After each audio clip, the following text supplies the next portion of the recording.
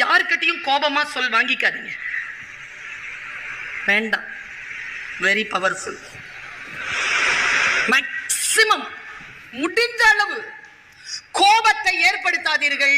முன்னால் இருக்கின்றவர்களிடந்து சொற்களை வாங்காதீர்கள். அது பிரபஞ்சத்தை என்னமோ செய்யும்.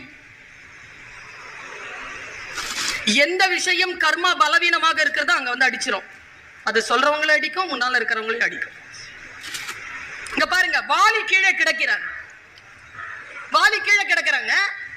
நான் ஒன்னும் இங்க மந்திர சொற்களை சொல்லிக் கொண்டு இல்லை, நான் அறிவியல் பேசுகிறேன். கீழே விழுந்து விட்டான் வாலி. வாலிக்கு புரியல, அம்பு வந்து தச்சிருச்சு.